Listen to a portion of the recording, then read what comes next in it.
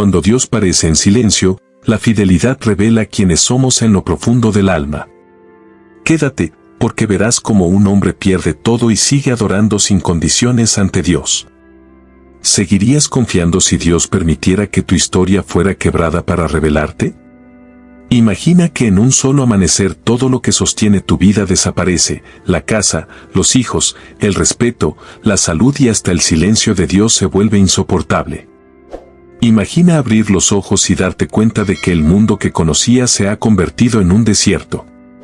No es la historia de un hombre débil ni de un incrédulo castigado, sino de alguien que parecía intocable, el modelo de rectitud más brillante del Oriente.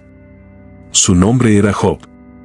Y antes de que la tragedia lo visitara, su vida era la representación perfecta de lo que cualquiera habría llamado bendición. En la vasta región de Uz, donde el sol ardía sobre los campos y el aire olía a incienso y ganado, Job era un hombre que todos conocían. Los mercaderes lo mencionaban con respeto, los campesinos lo admiraban, los sacerdotes lo citaban en sus sermones. Era un hombre íntegro, temeroso de Dios y apartado del mal. Tenía 7 hijos y 3 hijas, rebaños incontables, cientos de siervos, tierras fértiles y una reputación que brillaba más que el oro. Pero lo que realmente lo distinguía no era su riqueza, sino su devoción. Cada vez que sus hijos celebraban un banquete, Job madrugaba al amanecer y ofrecía sacrificios por si alguno había pecado sin saberlo. No lo hacía por obligación, sino por amor. Su fe no era costumbre, era un fuego constante. Su comunión con Dios no era una rutina, era una conversación diaria con el cielo. Job caminaba en rectitud. Era justo con sus siervos, generoso con los pobres, prudente con sus palabras. Todo en su vida parecía bendecido. Pero mientras él vivía en paz, algo ocurría más allá del horizonte visible.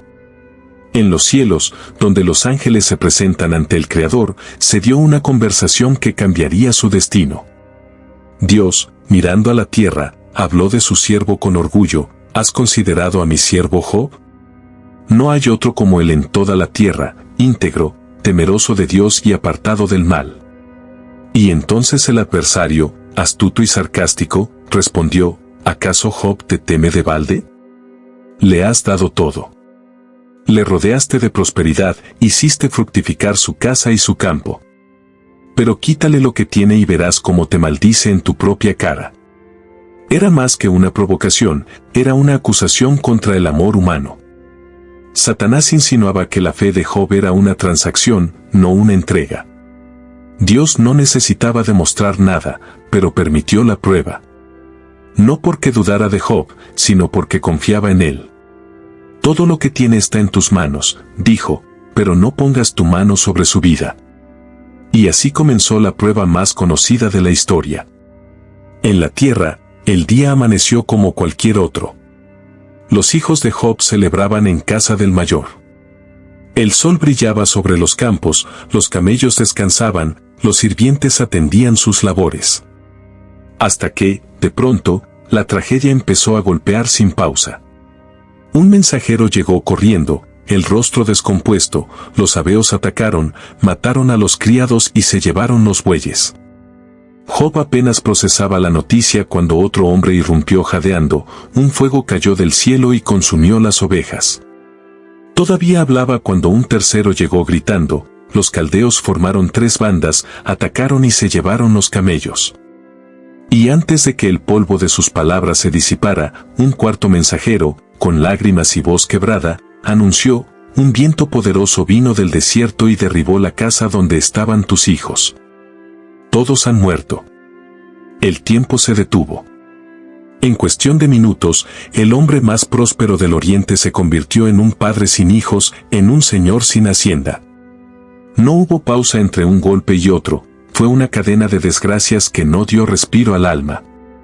Pero lo que hizo Job después fue lo que lo convirtió en leyenda. Se levantó, rasgó su manto, se rapó la cabeza y cayó al suelo, no para maldecir, sino para adorar. En el silencio de su dolor, pronunció palabras que aún resuenan en la eternidad: desnudo salí del vientre de mi madre, y desnudo volveré.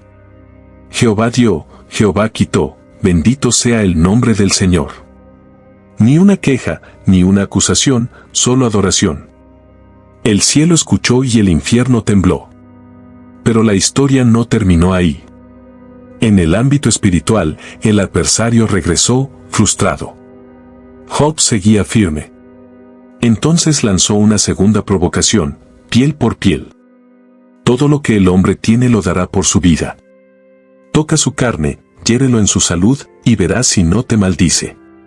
Dios, con la misma calma, respondió, está en tus manos, pero no toques su vida. Y la segunda ola llegó. Job, el patriarca respetado, amaneció cubierto de llagas desde la planta del pie hasta la coronilla. La picazón era insoportable, la fiebre lo consumía, la piel se abría en grietas y pus. El dolor era constante, la humillación insoportable. El hombre que antes se sentaba entre príncipes ahora estaba sentado en el basurero de la ciudad, sobre un montón de cenizas, rascándose con un pedazo de teja. Los niños lo señalaban, los vecinos lo evitaban. De su casa llena de vida solo quedaban ruinas. De su banquete, silencio. De su cuerpo, una sombra. Pero ni así blasfemó. Ni una palabra contra Dios. Y en medio de esa ruina, su esposa, quebrada por la misma tragedia, se acercó. Su voz sonaba como la de alguien que ha llorado tanto que ya no le quedan lágrimas. ¿Aún mantienes tu integridad? Maldice a Dios y muere. No lo dijo desde la maldad, sino desde el cansancio.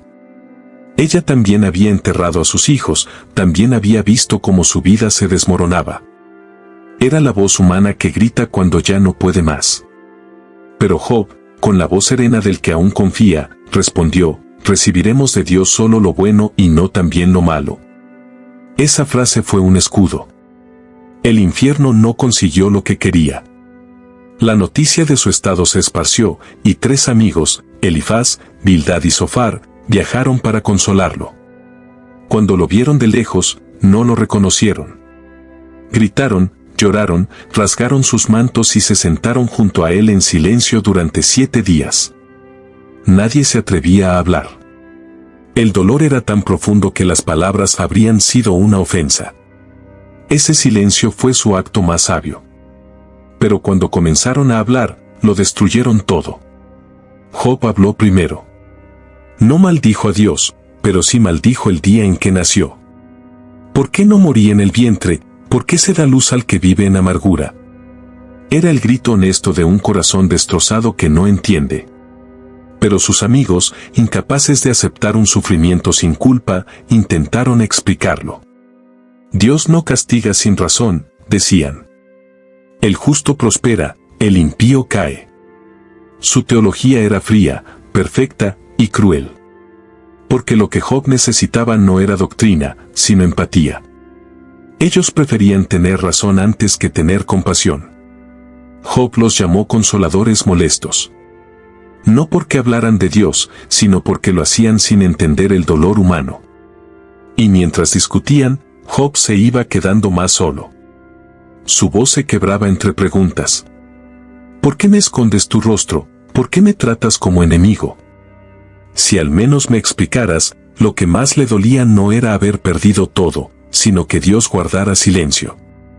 Y sin embargo, en medio de esa oscuridad, pronunció una frase que cambió todo: yo sé que mi Redentor vive, y al final se levantará sobre el polvo. En esas palabras estaba toda su esperanza. Job no sabía cómo ni cuándo, pero sabía que había alguien que lo defendería. Esa convicción fue su ancla en medio del caos. Imagina la escena: la noche en Uz, el viento soplando entre las ruinas, el cielo sin luna. Job, débil, sentado sobre la ceniza, sosteniendo su cuerpo llagado, mirando al cielo y susurrando palabras que nadie escucha. No hay respuesta, no hay voz del cielo. Solo silencio. Pero incluso ese silencio no logra arrancarle la fe. La batalla más grande no fue contra Satanás, sino dentro de su alma. Cada pensamiento era una guerra. Cada recuerdo, un arma que el enemigo usaba. Pero en su mente, aún sonaba el eco de su declaración: bendito sea el nombre del Señor. Esa fe lo sostenía. Su esposa, al decir maldice a Dios y muere, no estaba siendo cruel. Estaba expresando la desesperación humana que no entiende por qué el bien sufre y el mal prospera. Y Job, con ternura, le respondió como quien protege un fuego pequeño del viento: vamos a recibir de Dios solo lo bueno y no lo difícil. Esa respuesta selló su victoria interior. Los amigos siguieron discutiendo, intentando defender a Dios con palabras vacías. Pero Dios no necesitaba defensores. Necesitaba testigos. Job, en su dolor, estaba revelando algo que ni ellos comprendían: que hay sufrimientos que no son castigo, sino testimonio. Que hay heridas que no son señal de derrota, sino de propósito. Y entonces, cuando Job ya no podía más, cuando el alma le dolía más que la piel, el cielo habló. Pero no lo hizo en calma, sino en torbellino. Una voz retumbó desde la tempestad: ¿dónde estabas tú cuando fundé la tierra? ¿Quién puso límites al mar? ¿Puedes tú hacer que la aurora se levante? ¿Has observado las fuentes del abismo? Dios no respondió el por qué, sino que le mostró el quién. Le enseñó su grandeza, su sabiduría, su control sobre todo lo que existe. Con cada pregunta, Job comprendía algo: si Dios gobierna lo inconmensurable, también gobierna su dolor. Entonces cayó de rodillas y dijo: antes te conocía de oídas, pero ahora mis ojos te ven. Por eso me arrepiento en polvo y ceniza. Job no se arrepintió de un pecado secreto, sino de haber querido entender con la mente lo que solo puede comprenderse con el corazón. La revelación había llegado: no todo sufrimiento es pérdida, algunos son el camino hacia una visión más profunda de Dios. Y fue solo después de eso que llegó la restauración. No antes. No cuando se quejó. No cuando se defendió. Llegó cuando oró por los que lo habían herido. Dios ató su salida al perdón. Cuando Job intercedió por sus amigos, el cielo se abrió. Sus riquezas fueron duplicadas. Sus ovejas, sus bueyes, sus camellos, todo volvió multiplicado. Su casa volvió a llenarse de risas, de música, de hijos. Las escrituras dicen que sus hijas fueron tan hermosas que la tierra no conoció otras iguales. Y Job, rompiendo la tradición, les dio herencia junto a sus hermanos. Era su manera de honrar la vida, de reconocer el valor que antes daba por sentado. Vivió 140 años más. Dio a sus hijos, a sus nietos, a los hijos de sus nietos. Murió viejo y lleno de días, lo que significa no solo larga vida, sino plenitud de alma. Murió sabiendo que la fidelidad no había sido en vano, que el Dios que permitió su quebranto también escribió su restauración. Pero el mensaje no termina con Job. Esta historia no glorifica el dolor, glorifica al Dios que sostiene en medio del dolor. Nos enseña que la fe verdadera no es la que aplaude cuando llegan los regalos, sino la que se arrodilla cuando las manos están vacías. Nos recuerda que el cielo conoce nuestro nombre, incluso cuando la tierra no entiende nuestra historia. Y nos invita a esperar, como Job, el día en que el Redentor se levante sobre nuestro polvo y declare delante de todos: este fue mío, incluso cuando no entendía nada. Por eso, si hoy te encuentras en medio de tu propia ruina, si todo lo que amabas parece haberse ido, no cierres tu historia todavía. No te rindas en el capítulo del dolor. Porque el autor aún no ha terminado de escribir. Dios siempre reserva un después para los que no sueltan su fe. Job comenzó adorando y terminó viendo cara a cara al Dios de su esperanza. Y ese es el camino de todos los que no se rinden. Porque la fidelidad sí atraviesa la tormenta. La fe sí sobrevive al silencio. Y el amor de Dios sí restaura lo que el fuego destruye. Así que no temas si ahora no entiendes. No temas si parece que el cielo calla. La historia de Job sigue recordándonos que el silencio de Dios no es ausencia, es construcción. Es el momento antes del milagro. Y cuando Él hable, tu vida también será restaurada. Porque el Dios de Job sigue siendo el mismo hoy. El que permite la prueba también promete el final. Y si Él no ha terminado contigo, entonces aún hay capítulos por escribir. ¿Seguirías confiando si Dios permitiera que tu historia se rompiera para revelarte? ¿Seguirías adorando si lo único que te quedara fuera tu fe? Recuerda esto, el fuego prueba el oro y el silencio revela a los fieles.